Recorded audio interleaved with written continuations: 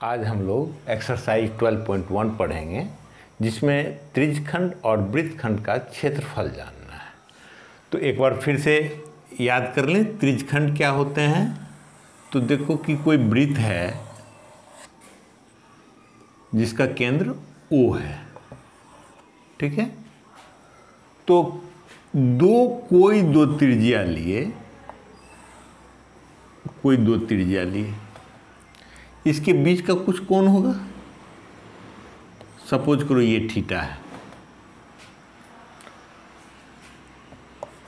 A B O ए और O B दो त्रिज्या है जिसके सारी ये क्षेत्र कट गए। सपोज करो कि ये कितना दूरी है, दो भाग में हम बांट देते हैं।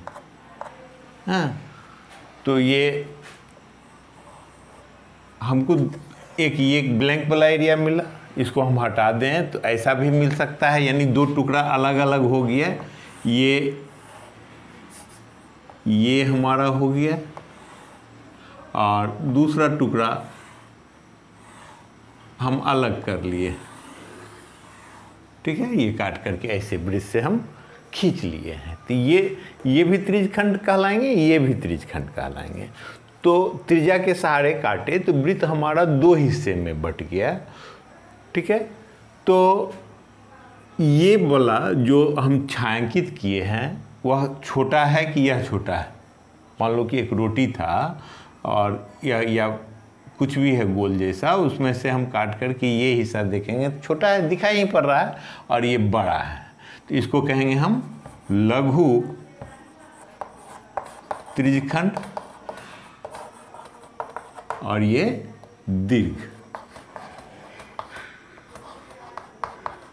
त्रिज्यखंड। तो दो त्रिज्यखंड में बने। अब इसमें देखो कि ये खंड किस पर निर्भर कर रहे हैं, थीटा पर निर्भर कर रहे हैं। थीटा जितना बड़ा होगा ये खंड उतना बड़ा होगा, थीटा जितना छोटा उतना छोटा होगा। अगर संपूर्ण वृत्त की बात करें, जैसे ये त्रिज्यखंड थीटा कोण बनाता है, ये और बड़ा हो जाए, ये बड़ा हो जाए, तो पूरा वृत्त इस पर कितना का कोण बना रहा है। हम जान रहे हैं कि किसी बिंदु पर बने कोण का योग कितना होता है, 360 डिग्री। तो पूरे वृत्त का तो 360 हुआ ना। ऐसे हम तुलना कर सकते हैं कि पूरे वृत्त को त्रिज्यखंड, मान लो ये त्रिज्यखंड यहाँ आ गया तो एक शून्य हो गया, दीर्घ त्रिज्यखंड कितना हो गया 360 का। अगर यह शून्य तो यह हो गया 360 माइनस थीटा, है ना, दीर्घ का। तो इसका हम क्षेत्रफल जानना चाह रहे हैं। तो इसका क्षेत्रफल हम कैसे ज्ञात करेंगे। पूरे वृत्त का कितना होते हैं, पाई आर स्क्वायर ना। तो पूरे का तो केंद्र कितना हुआ 360 के लिए, 360 के लिए पाई आर स्क्वायर। तो एक के लिए पाई आर स्क्वायर अब बटे 360। एक नियम का सहारा ले रहे हैं, इसलिए थीटा का कितना हो जाएगा पाई आर स्क्वायर बटे 360 और गुना थीटा।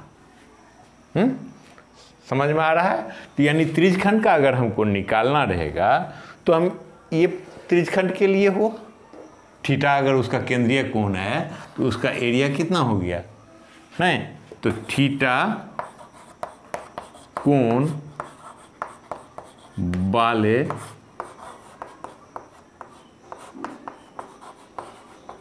त्रिज्यखंड का क्षेत्रफल बराबर, इसको थोड़ा सा मॉडिफाई रूप में लिख लें, थीटा बटे 360 डिग्री, ठीक है। ये सब डिग्री है, गुना पाई आर स्क्वायर, है ना। ये 300 अगर पूरे वृत्त का, जब मान लो पूरा वृत्त तो केंद्रीय कोण हो गया 360, तो थीटा का मान 360 कट गया।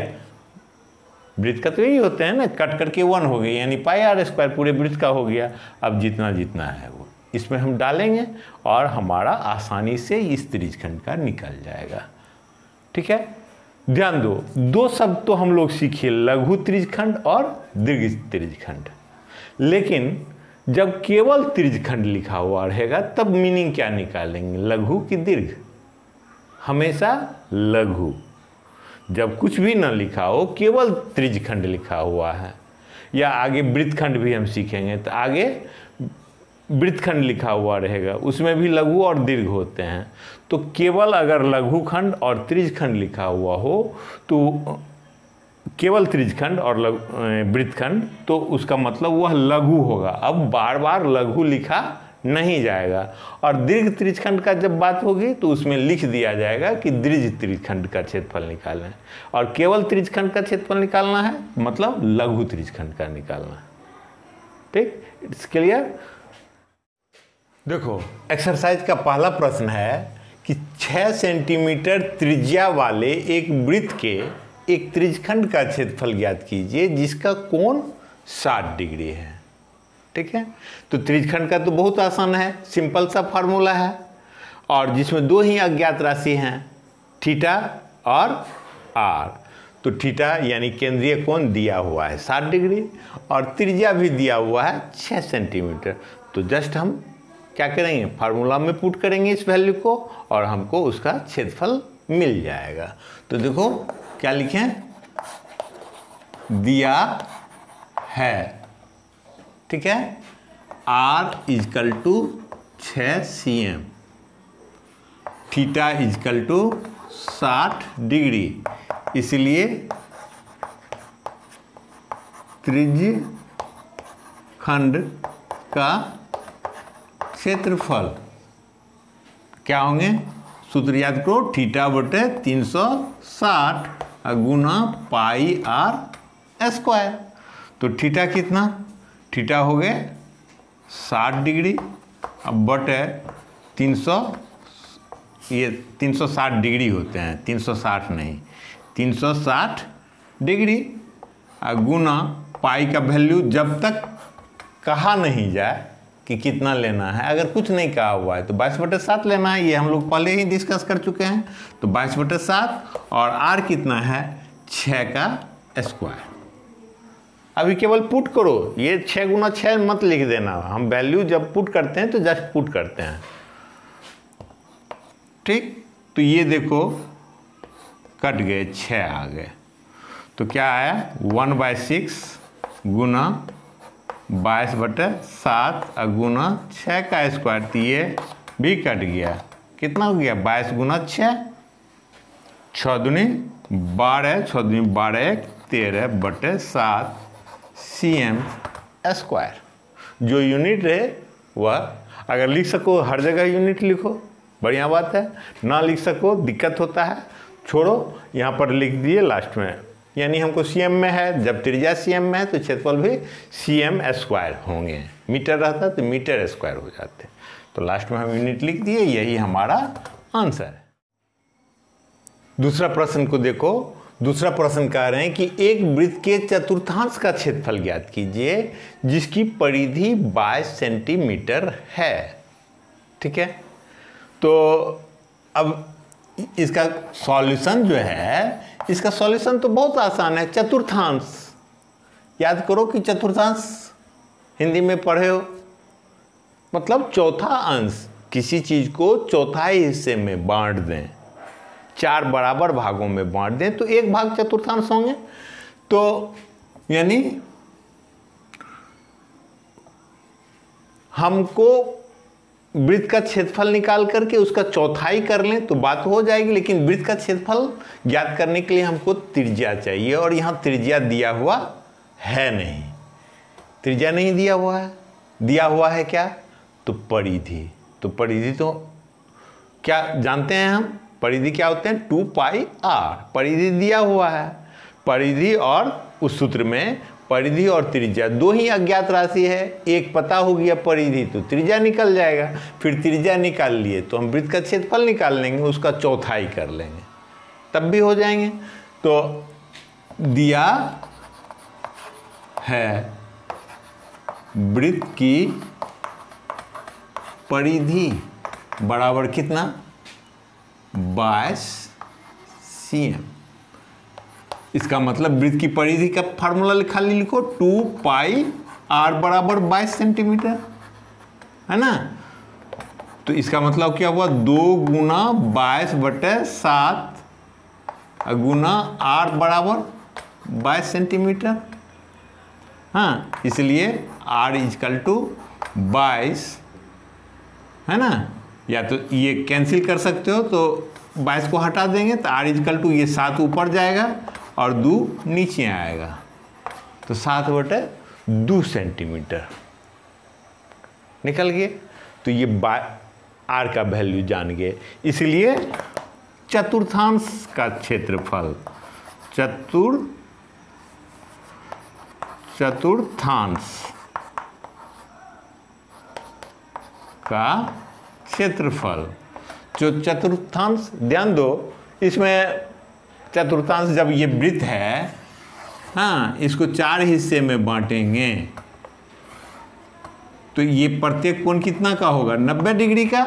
तो फार्मूला तुम्हारा था θ/360 डिग्री गुना पाई आर स्क्वायर, है ना।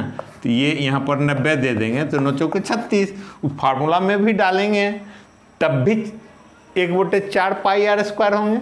लेकिन हमको फार्मूला यूज क्यों करना, यहाँ तो स्पष्ट है चतुर्थांश। तो वृत्त के क्षेत्रफल का चौथा हिस्सा यानी 1/4 पाई आर स्क्वायर डायरेक्ट लिख सकते हैं। हमको 90 कोण जानने का कोई ज़रूरत है नहीं। ऐसे तुमको एक लाइन लिखना होगा कोण कितना होगा और तब वैल्यू पुट करोगे, कोई ज़रूरत यहाँ पर नहीं है।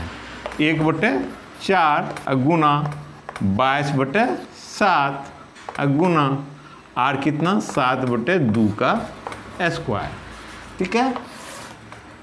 तो यहाँ पर लिख दें 1/4 गुना 22/7 गुना 7/2 और गुना 7/2, ये 7 कट गया, ठीक है।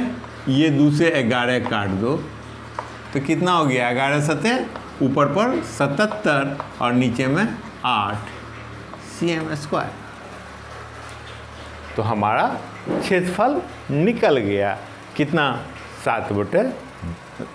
77/8 सेंटीमीटर स्क्वायर क्षेत्रफल है, तो इसलिए cm स्क्वायर दे दिए। चलो तीसरा प्रश्न देखते हैं। प्रश्न में कह रहा है कि एक घड़ी के मिनट की सुई जिसकी लंबाई 14 सेंटीमीटर है और सुई द्वारा 5 मिनट में रचित क्षेत्रफल ज्ञात करना है, यानी 5 मिनट में वह कितना बड़ा त्रिज्यखंड, हाँ, वह जो घड़ी की सुई अपने केंद्र से गोल गोल घूमती है यानी वृत्त का निर्माण करेगी। घड़ी तो देखे ही हो, है ना। अब कहोगे कि कोई चौखुट्टा भी घड़ी होता है, लेकिन घड़ी का मॉडल कुछ भी हो, उसके ये जो सुई है वह तो वृत्त ही बनाएगा ना घूम करके।